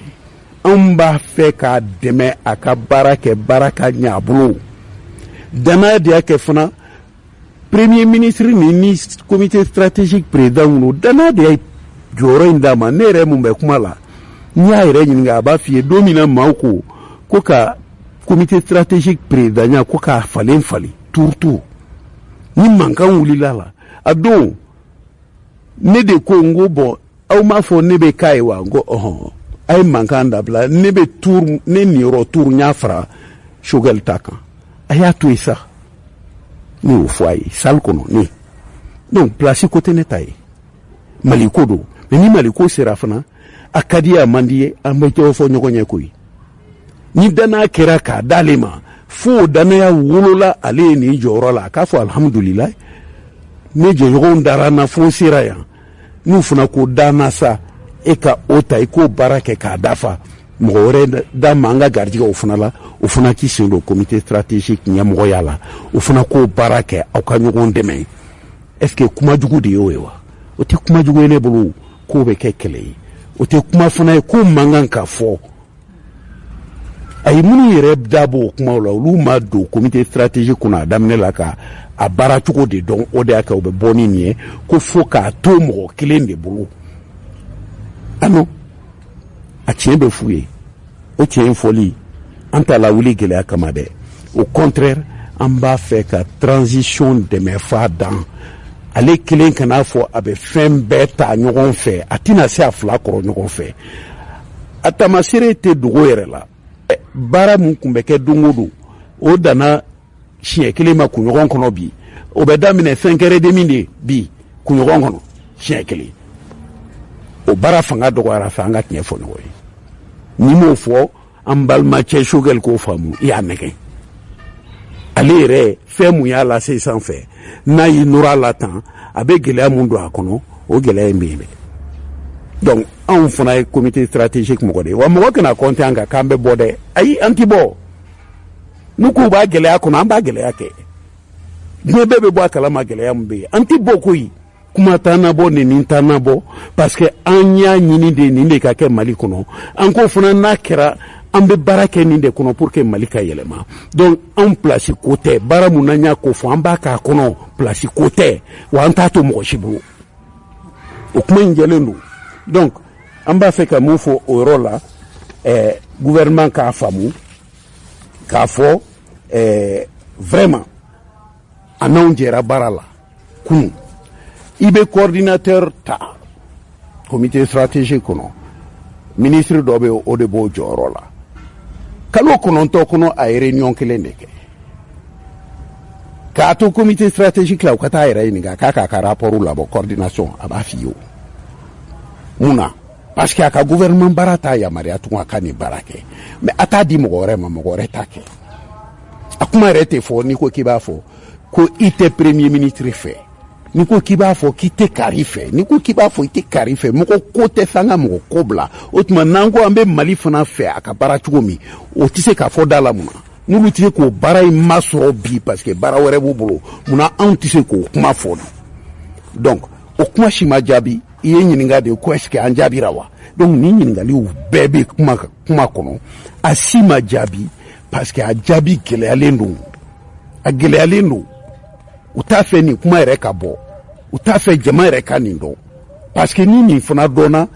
minnu b'a fɔ k'anw ta ye place ko ye o tuma anw de ta ye place ko ye olu de ta ye place ko ye e mun nɔrɔlen bɛ yɔrɔ fila la e ko mun y'a kuma fɔ dɔrɔn k'o ta ye place ko ye e dun o tuma e ta tɛmɛna place ko kan dɛ u k'o mɛn bani u b'a mɛn an da mais maliyɛnw k'a dɔn an tɛ transition contre la dɛ transition ni anw de y'a fɔ anw kun b'an miiri ko anw yɛrɛ bɛ na ou bien ko mɔgɔ wɛrɛ bɛ na an ko a ka kɛ Mali de kɔnɔ gɛlɛya minnu bɛ a bɛɛ ka ɲɛnabɔ ou bien a ɲɛnabɔli ka boloda transition kɔnɔ pour que ni fanga kura nana Mali kura ka sigi n'o transition ala y'an sɔn o la i bɛ ka kun bɛ yen fo 2023 o mais an ka transition a y'a ɲini ala y'a d'an ma yanni 2023 cɛ o tuma ala ka sɔn an bɛ ban la mun na an bɛ se k'a fɔ ko anw ma k'a ye anw ma nin sɔrɔ o de dimiya banna o ye de minnu talen bɛ fɛn ɲini kama olu fana nɔrɔlen bɛ a bɛ minnu bolo bi olu nɔrɔlen b'o la fɛn ɲini de kama u ka jate kama u b'o jate de kɔnɔ olu ɲɛna n'u m'a fɔ ko ninnu ka ɲi o tuma u tɛ fɛn sɔrɔ mais ko mɔgɔ wɛrɛ kana maga u ka u tɔgɔla kuma la mɔgɔ wɛrɛ kana maga a pilasiw tilacogo la a kɔnɔ an bɛ maga la hali sini u k'o dɔn k'o jɛya wa an tɛ bɔ fana k'a fɔ k'u b'a fɔ kɛnɛ ma k'a mu k'a bari ko a ka ɲi comité stratégique ka ɲi a man ɲi mun bɛ a bɛ ka taa cogo min na bi a man ɲi wa an tɛ bɔ a kɔnɔ an b'a kuma fɔ fana ni premier ministre b'a fɛ o de kuma ka jɛnsɛn hali sɔrɔdasiw k'a dɔn ko jama a ka jama bɛ ka tila a la u b'a dɔn mais n'anw sigira n'an bɛnna la bɛɛ b'a fɔ a ɲana an t'a fɛ k'a kɛlɛ walahi an t'a fɛ k'a kɛlɛ a ka sɔn a ka n'an bɛ bani ne Bacili tɛ mɔgɔ kɛlɛ place ko kama nka sira t'a la mais n fana ye baara mun kɛ ne ɲɛ tɛ mɔgɔ si la k'i bɛ n'o minɛ n na wa anw bɛɛ b'o cogo la Modibo Sidibe Madame Si Kadiatuso Koniba Sidibe Cheikh Oumar Sissoko an ye nin baaraw kɛ o mais munna an b'an ka baara lafili ko dɔw nana k'u b'a fɛ k'a ba yɛlɛma ka taa n'a ye k'an b'a to u bolo ka dimi ka taa o ye nalomaya de an tɛ dimi an tɛ bɔ an b'a kɔnɔ n'a kuma u sɔnna ma an b'a fɔ n'u ma sɔn fana a bɛ fɔ gɛlɛya kɔnɔ mais a bɛ fɔ a bɛ na ni gɛlɛya ye wa o gɛlɛya bɛ na n'o tɛ a bɛ fɔ dɛ donc an ka sigi ka ɲɔgɔn lamɛn an bɛɛ nafa b'a la minnu b'a ɲɛna ko fa neni b'a ɲɛnabɔ u ka si ka fa neni n'i da fa mɔgɔ fa la dɔrɔn i fa labila o t'i da i ka so kɔnɔ bani i b'a fɔ nin ma ne fa neni de n'o tɛ ne ye fa neni cogo min fɔ ma bɛɛ bɛ se k'a fɔ ne ba neni cogo min fɔ ma bɛɛ bɛ se k'a fɔ i b'a fɛ fana dɔ ko fɔ i ba ma i b'a sɔrɔ e ba t'i bolo da la i fa t'i bolo da la o y'i kungo ye o b'i n'i fa n'i ba cɛ ala tulo b'i la fana jama tulo b'i la o t'anw ka sira ye an bɛ to a kɔnɔ an bɛ ka kumakan fɔ fo bɛɛ k'an faamu donc n b'a fɛ k'o yɔrɔ de fɔ k'a yir'u la ko kow ka ca yɔrɔ wɛrɛ bɛ yen an tɛna mɛn o kumaw kɔnɔ an ma bɛn o fana la o ye mun ye ko siège ko dɔw ko premier ministre ko k'an bɛ opposition ka siège mun na k'a bɛ yen sara $1,000,000 kalo la an ka to yen dɔw ko ayi a tun fɔra de yan n'ale ka kɛ premier ministre k'an ka siège dɔ ɲini an bɛɛ ka jɛ k'a sara yɔrɔ dɔ yɛrɛ kun sɔrɔla o kun kɛra 120,000 ye donc o kun sɔngɔ ka dɔgɔ ale kan bɛ yɔrɔ ma o po siège mais an ka taa ale kelen ka yɔrɔ la a bɛ mun sara a b'an hakili la jigin fɛn wɛrɛ la an tun bɛ semasi la ka o ji min an gɛn bɛɛ ɲɛna o donc n'an taara mɔgɔ kelen sagona yɔrɔ la ale de b'a wari sara ka o ji m'a fɔ ale de b'a ka siège sara wa ale de b'a ka courant sara wa ale de b'a ka ji sara wa hali sini a b'an gɛn a m'a fɔ wa a m'an gɛn wa n'an taara yɔrɔ fana la Choguel kelen bɛ mun sara sini ni n'a ma bɛn n'a ko i kana se yen a bɛ gɛlɛya wa an tɛ don o kɔnɔ tugun mɔgɔ si kama a jɔyɔrɔ t'an na don ye a ka se t'an na don ye ne Bacili tɛ taa yɔrɔ la k'u bɛ n gɛn Koniba ko a tɛ taa yɔrɔ la u b'a gɛn yɔrɔ min Madame Si ko a tɛ taa yɔrɔ la u b'a gɛn yɔrɔ min sini dɔ bɛ se ka na bon Choguel de bɛ wari sara a ye bɔ yan o mɔgɔw b'a kɔ u tɛna tamaki k'a fɔ an ɲɛ an b'u dɔn u b'an nɛni déjà an ma foyi kɛ kuma tɛ n'an taara a ka yɔrɔ la k'ale kelen b'a sara an b'a fɔ an tɛ ne kɔni tɛ taa wa n'u ko an bɛ to yen o tuma siège ko kuma ma ban a tɛ to Choguel sago la a y'a daji tu minnu da n'olu fana bɛ sogo kan u k'a dɔn n'a ka di u bɛ si ka Choguel daji kunu dɛ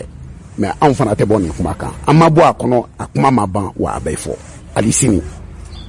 wa jama yɛrɛ fana y'a jira ko bɛn tun ma kɛ nin kan dɛ Choguel kɛlen ministre de nin yɛlɛma nana n'o tɛ bɛn tun kɛra de k'an ka yɔrɔ ɲini an bɛ mun sara n'a kɛra premier ministre ye o ye chance dɔ ye mais an bɛ yɔrɔ mun ɲini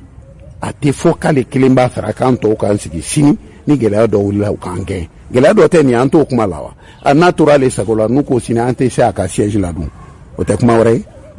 bon an tɛ don o la donc ko mana k'i la siɲɛ kelen ko n'i ye jikalan bɔn jakuma kan n'i ye jisuma ɲɛsin a la k'i b'a sara a bɛ boli dɛ jikalan fɔlɔ mun bɔnna kan an ɲɛ b'o la Choguel y'an dɔ ye o a t'an dɔ ye o a k'a ka wari ta an bɛɛ ka taa yɔrɔ dɔ la an bɛɛ bɛ yɔrɔ dɔ sara an n'an danbe bɛ don an n'an danbe bɛ bɔ mɔgɔ t'an kun an da yɔrɔ min na voilà donc o kuma bɛ yen dɔ wɛrɛ bɛ yen an ma bɛn o fana la yanni premier ministre kana ale yɛrɛ de ye plainte porter CNT kama ko a sini ye décret min ta ka CNT sigi i ye sariya sɔsɔ an ma jɛn n'a ye an taara cour suprême na fo k'a wuli de ale de y'a fɔ wa ne bɛ kuma dɔ f'i ye n y'a fɔ fana tɔnsigi de la n ko aw de ye politique mɔgɔw ye n ko nin ye décision politiquew de ye n'aw taara ni nin ye sariya la n'aw taara n'a ye sini aw ko rectification de la transition n'o rectification na u y'aw wele ka taa ka sɔrɔ aw ye nin papier in ladon a bɛ k'aw bolo cogo di ne Bacili de y'o question posé n kelen n ni ne don n'aw bɛ rectification ɲini o ye politique sira de ye a ye t'o kan aw kana taa ni sariya kɛlɛ ye anw ye sariya ta ka i bɛ k'a kɛlɛ mais an ma rectification ɲini a fɛ dɛ n'an kun ye rectification ɲini ne b'a fɔ a ye sariya bila parce que sariya n'i y'a ta i bɛ ko tiɲɛ de fɔ a kɔnɔ sariya y'a fɔ cogo min i bɛ dan ye anw y'o de ta ka i bɛ k'a kɛlɛ n'a ye an b'a fɔ a k'a ka régime rectifier k'a nadon a yɛrɛ y'o fɔ gouvernement d'union an ko a t'o la an tɛ rectification n'ale fɛ donc an ye sariya kɛlɛ kɛ a jɛlen n'aw y'o kɛlɛ kelen ta ka taa denmisɛnw nɔfɛ u ka fanga in na aw kun t'a kɔnɔ aw ye kɛlɛ ta ne de ko aw ye n ko aw de ko ka a rectifier n ko n'a rectifiera n'aw welela o n'aw donna ka nin to cour suprême na n ka kuma bɛ gɛlɛya aw bolo aw bɛ na mun fɔ o dun de kɛra ala y'o kɛ premier ministre ko k'u ye ɲaɲini mun sɔrɔ a la ka bɛnkan a ka dilan cogo min o kɛra politique sira fɛ sariya sira ka bila ale yɛrɛ da de y'o fɔ nka a y'o décider a n'a ɲɔgɔnna minnu bɛ premier ministre fɛ yen ou bien gouvernement na anw minnu bɛ comité stratégique kɔnɔ u y'an ladɔnniya la de a kuma ma fɔ an ye an ma ɲininka est ce que a ka kan ka kɛ wa a man kan ka kɛ wa alors que aw de tun ye bɛɛ da don a la ko bɛɛ k'i da don kɛlɛ in na sariya kɛlɛli la fo a ka to sariya ta la parce que Mali kura tɛ taa sariya kɔ aw de ye comité bɛɛ da don a la hali anw mun tun ko n k'aw k'a dabila aw banna ay'an bɛɛ don a la k'an bɛɛ kɛ a kɛlɛ kɛbaga ye mais aw bɛ bɔ a la aw tɛ mɔgɔ ɲininka aw ma sigi aw ni mɔgɔ ma kuma aw yɛrɛ dama taara sigi dɔrɔn ko bɔn an ka solution politique ɲini o ye ko taabolo ye fo aw bɛ tila k'a fɔ ko a rectification kɔrɔ ye mun ye place mun kun n'a kun kan ka di M5 ma o k'o d'aw ma aw bɛ mɔgɔ kuraw la o dɔ de n'anw kumana k'an bɛ place ɲini na olu dun ka ko bɛɛ ye place ko de ye a ye dɔ fara gouvernement ka mɔgɔ wɛrɛw ka don a ye dɔ fara CNT ka mɔgɔ wɛrɛ ka don o place ko kuma bɛ jɔn da de ye a t'anw da o mais n'anw ye fɛn o fɛn fɔ ko an ma place sɔrɔ minnu bɛ nin kuma fɔ u ka miiri dɔɔni sa u bɛ te ka fɛn fɔ ye n'i b'i yɛrɛ neni souvent i tɛ bɔ a kalama k'i b'i yɛrɛ neni nka yɛrɛ neni kuma b'a kumaw kɔnɔ donc o fana ka bɔ yen nin tilalen ye i bɛ caman ye aw ɲɛ bɛ dɔw la u bɛ bɔ k'ulu ye M5 porte-parole ye an m'a dɔn o tilara yɔrɔ min na jɔn y'a d'u ma jɔn y'a fɔ ka k'an ka porte-parole ye comité stratégique kɔnɔ an t'a dɔn mais sisan n'i tugura premier ministre kɔ dɔrɔn fɛn o fɛn ka di ye n'i y'a kɛ ne b'a ka mɔgɔw la u ka kan n'o tɛ dɔw ye kuma ta ni M5 tɔgɔ ye a mariya kun t'u bolo a wagati la an t'o kalama bon n'i y'a lajɛ fana kuma dɔw bɛ fɔ o yɛrɛ bɛ bɛnbaliya don mɔgɔw ni ɲɔgɔn cɛ k'a da mun kan n y'a f'i ye sisan neniniw bɛ kɛ nenini bɛ kɛ mais i tɛ mɔgɔ bɔlen ye i b'u ye premier ministre kɔ mais i tɛ o bɔlen ye k'a fɔ vraiment ne nɔfɛ jama hali ni ne kanubaga de y'aw ye ne fana baarakɛ ɲɔgɔn kɔrɔw de ye ninnu ye an jɛra ko dɔ ma aw kan'u neni hɔrɔn tɛ neni kɛnɛ ma mais n'aw bɛ k'an neni kɛnɛ ma an tulo b'aw la aw b'a nɔfɛ fɛn tɛ bɔ a la aw ka neni tɛ dabila est-ce que bɛn bɛ na wa a ka gɛlɛn donc ni mun ko i ni ale tɛ n'a ko ku ne ko bananku ko e y'a jugu di ni ku ni bananku bɛɛ bɛ sugu la a bɛɛ da bɛ ɲininka dɛ a bɛɛ da bɛ ɲininka a yɛrɛ bɛɛ bɛ se ka tobi o tɛ problème ye o donc maaw bɛ neni i fa bɛ neni i ba bɛ neni don o ngu ka mɔgɔ dɔ taara ka denmisɛn dɔ minɛ k'a bɔ k'a kɔfɛ k'a minɛ k'i bolo bila kun k'a ka téléphone ta k'a bugɔ o fana bɛ ye de premier ministre nɔfɛ ko munna o denmisɛnw taara réunion yɔrɔ la n'an ka réunion bɛ kɛ ale de nɔfɛ mɔgɔw bɛ caya ye tɛgɛrɛ fɔ la ye mais mɔgɔ wɛrɛ kana taa n'i t'ale nɔfɛ mɔgɔ ye n'i taara k'i ka taa bɔ ka bɔ yen i bɛ ka mɔgɔ kan na dɛ anw tun ye opposant ye an bɛ bɔ kɛnɛ ma i bɛ k'a ma mɔgɔ si bali ka t'i ka opposition kɛ sisan ale nɔfɛ mɔgɔw ko maa kana taa ye n'i t'a fɔ vive Choguel o bɛ na ni bɛn ye wa o bɛ na ni farali de ye an ka tiɲɛ fɔ ɲɔgɔn ye ale premier ministre yɛrɛ fana a ye dɔ fɔ maa caman ma dɛ mouvement démocratique ni mɔgɔ minnu wulila ka wuli ka jɔ kɛ ni Musa Traoré binna a ye dɔ fɔ o ma dɛ a y'u mankutu tiɲɛ dɛ a ye lagosi fɔ dɛ M5 kɔnɔ o mɔgɔw dun ka ca dɛ o mɔgɔw bɛ comité stratégique kɔnɔ o mɔgɔw ka ca M5 yɛrɛ kɔnɔ minnu ka mɔgɔ sara a wagati la kɛlɛw kɔnɔ minnu teriw banana ne yɛrɛ b'a dɔw tɛnɛma Keita ninnu o sara ne yɛrɛ y'a ye hôpital la Dakar n y'a ye Faransi a sara k'a to san 15 la a ma foyi ye dɔrɔmɛ 1 ma taa di a ka so foyi tɛ ninnu bolo ale kɔni sara ten ne ko olu de ye Mali ci olu de y'a kɛ tan a fɔ Mali mara kojugu y'a ci hali n'a mɔgɔw bɔra mouvement démocratique la an n'a ɲɛɲini mouvement démocratique mɔgɔ minnu ye mara kojugu kɛ mais i kana bɛɛ gosi bere kelen na donc o kuma fana o bɛ na ni kɛlɛ ye o tɛ bɛn nati jamana kɔnɔ parce que mouvement démocratique 1991 a fana fanga bonyana kojugu n'i ko k'i bɛ dɔ fɔ a ma dɔrɔn i bɛ don dɔw gasi la olu tɛ sɔn a ma u tɛ jɛn n'a ye i bɛ don dɔw ka tɔɔrɔ dɔ kɔnɔ tɔɔrɔ mun u tun bɛ ɲini ka ɲinɛ a kɔ i bɛ tɔɔrɔ in kuraya u fari kɔnɔ parce que olu tun b'a fɛ ka ɲinɛ mun kɔ tɔɔrɔ mun kɔ e ka kuma b'a lawuli a b'u ka dimi kuraya donc o tɛ na ni bɛn ye donc premier ministre yɛrɛ kumakan y'o ye ale b'a ta ɲɛsin mouvement démocratique la a nɔfɛ mɔgɔw b'a ta ɲɛsin an tɔw la donc o tɛ na ni bɛn ye k'a fiyɛ k'a yirɛ la an ma bɛn o mais nin kumaw bɛɛ fɔra dɛ ka nin bɛɛ yira salle kɔnɔ réunion ma nɔgɔya dɛ mais jaabiba de ma di ni kuma dira olu ma u taara mun fɔ ONU la u b'o de fɔ ko jamanadenw bɔra ka taa manifester a b'a la France u b'o de fɔ l'armée est montée en puissance u b'o de fɔ est-ce que o ni comité marche cogo bɛ sira la wa mais o bɛɛ kun fana ye mun ye k'a kɛ ko ni minnu bɛ comité gɛlɛya fɔ k'olu bɛ Mali contre de la olu bɛ Faransi nenini contre de la u yɛrɛ bɛ Hasimi ni Genti bɛɛ contre la nkalonfin mɔgɔ si m'o fɔ mais ali sini ni gɛlɛya b'an ka tɔn kɔnɔ an b'o gɛlɛya fɔ o ɲɛsinnen bɛ kuma minnu ni ko minnu na o bɛ fɔ o kana bayima yɛlɛma k'a fɔ aw ye fasoden juguw de ye fasodenw bɛ Faransi contre la ni Choguel y'o kuma fɔ a b'aw ɲɛna n'i tun ye Cheikh Umar bila ONU la k'a tɛ se ka Cheikh Umar Choguel ka kuma fɔ Faransi ma wa ne dalen b'a la a b'a fɔ n ye ne Bajili bila n b'a fɔ hala tama kite na wa ne y'a fɔ n y'a sɛbɛn yanni ONU cɛ ne ye mun fɔ Faransi ma vidéo bɛ yen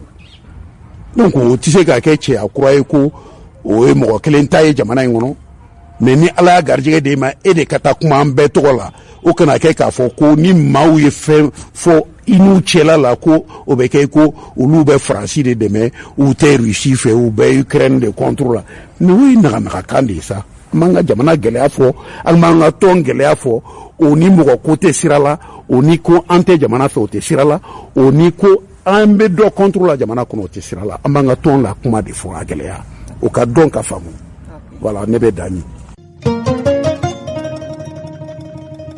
An balimaw ni bɛna dansigi kɛ bi aw ka dɔn kibaru la nka aw k'a dɔn k'a fɔ sunkalo in a tɔ man jan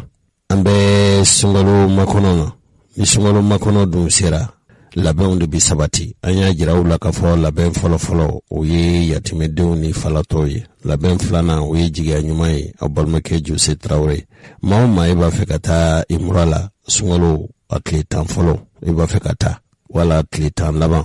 i b'a fɛ ka taa o tuma a ye labɛnw sabati ne kɔni bɛ aw ka bila la kulu b'an bolo kulu min n'o ye mura 2022 ni maa o maa kɔni b'a fɛ ka taa a fɔlɔfɔlɔ ye min ye 600 bi bɛ ne ba fa n terikɛ n balimakɛ n balimamuso ne kɔni b'a fɛ ka taa n bɛ diɲɛ ɲini arajo baramuso fɛ n bɛ n ka nɛgɛjuru siraw di telefɔni Malitel kɔni o sɔrɔli ka gɛlɛ ni tile fila in na nka min ye Orange ye 76 06 60 66 76 06 60 66 hakili b'a la k'a fɔ ni dɔnkibaru in banna sisan aw bɛna wele kɛ an ka labɛnw sabati ka tɔgɔ sɛbɛnw kɛ sabu visa ko man nɔgɔ bɛɛ y'a dɔn k'a fɔ coronavirus ko ye gɛlɛya don imura ko ni hiji ko la n'an tun ye mɔgɔw ka kibaruya sɔrɔ hali bi an bɛ labɛnw sabati cogo min ni min b'a fɛ ka taa sunkalo a tile 10 fɔlɔ la alhamdulillah ni min yɛrɛ dun b'a fɛ ka taa sunkalo tile 10 laban na alhamdulillah u sɔngɔ tɛ kelen ye dɔɔnin bɛ u ni ɲɔgɔn cɛ awɔ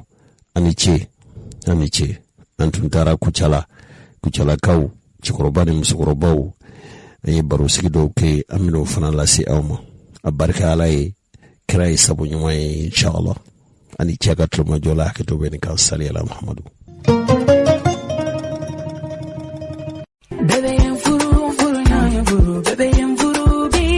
Muso ka baraya sabati don dɔ ye a ka miiri don ye muso caman bɛ hami labɛnko ɲuman o ni ɔrɔbu donko ɲuman na Mama Naomi a y'i sigi ni k'e miiri musolakaw ye yaasa u ka hami o ni jɔyɔrɔ min bɛ u la o bɛ se ka wuli ka bɔ an balakaw kana cogoya min.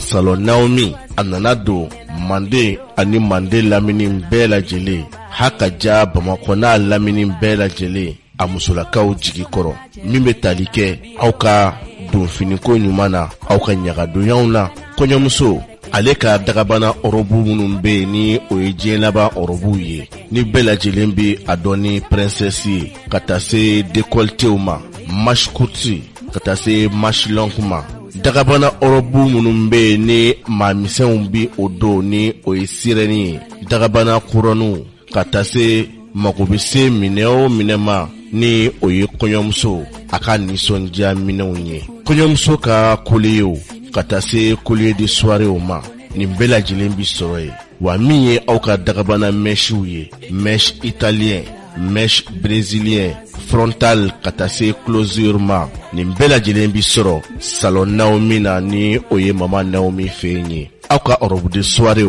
perlé ka taa se voile ma nin bɛɛ lajɛlen bi sɔrɔ ye bijoux de soirée ka taa se matériel de maquillage ma make-up chapeau fond cils perruque o ni manicure ana ɲɔgɔnna caman nin bɛɛ lajɛlen bi kɛ salon Naomi ale kɔnɔna na wa fille d'honneur ɲina ma kɛ aw kɔ dɛ ka sabu kɛ gɛlɛya caman bi don aw ka finikow la salon Naomi ni aw ye mama Naomi a hakili tora aw fɛnɛ na aw ka don finiko ka taa se aw ka maquillage ma nin bɛɛ lajɛlen bi sɔrɔ mama Naomi fɛ dagabana kasiki minnu bɛ ni ale bɛ kunsigi lasama ni k'a magaya k'a sinsin ni k'a kolo dilan kunsigiti yɛrɛ ka nisɔndiya ni o ye casque de dernière génération ye mama Naomi a y'o ta nazara jamana na ni ka na o conko anw fɛ yan aw musolakaw lafiyali kama wa kibaruya ye mɛnnen kɔfɛ i fɛ